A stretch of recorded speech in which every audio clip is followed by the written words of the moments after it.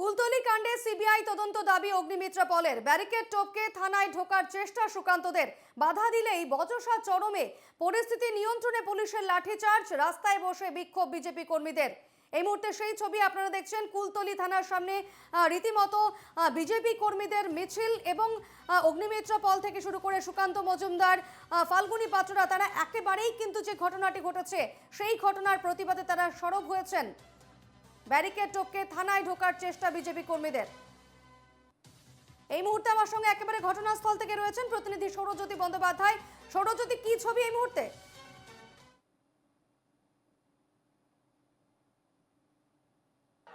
দেখো, কিছুক্ষণ আগেই যেভাবে ধুমধুমার পরিস্থিতি তৈরি হয়েছিল সেই ছবি তুমি দেখেছো।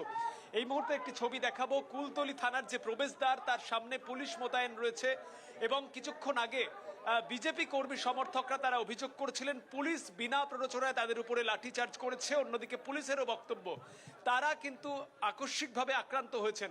আমরা কথা বলছিলাম বিজেপি রাজ্য সভাপতি সুকান্ত মজুমদার সহ অন্যান্য বিজেপি নেতা কর্মীদের সঙ্গে, যারা স্পষ্ট জানাচ্ছেন যে কার্যত এই যে জায়গা, সেখানে একাধিক জায়গায় প্রমাণ লোপাটের কাজ শুরু হয়েছে।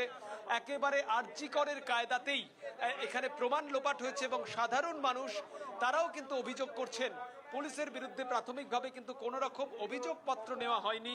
পরবর্তী ক্ষেত্রে যে জায়গায় বিজেপির, আমি এই মুহূর্তের ছবিটা তোমাকে দেখাচ্ছি, বিজেপির তরফ থেকে কিন্তু নতুন করে অবস্থান তৈরি করা হয়েছে, যেখানে সুকান্ত মজুমদার সহ অন্যান্যরা রয়েছেন। একেবারে কার্যত সেই ছবিতেই আমাদের নজর রয়েছে। কুলতলি কাণ্ডের ঘটনার প্রতিবাদ জানাচ্ছেন তারা। পরিস্থিতি নিয়ন্ত্রণে পুলিশের লাঠিচার্জ, কিছুক্ষণ আগেই আমরা সেই ধুমধুমারের ছবি দেখিয়েছি এবং এই মুহূর্তে আবারও অবস্থানে বসেছেন বিজেপি নেতৃত্বরা।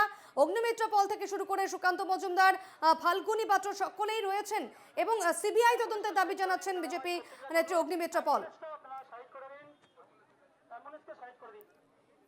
সৌরজ্যোতি, আমি আসবো তোমার কাছে, তবে এই মুহূর্তে তুমি সঙ্গে থাকো। আমরা গণতান্ত্রিক পদ্ধতিতে আন্দোলন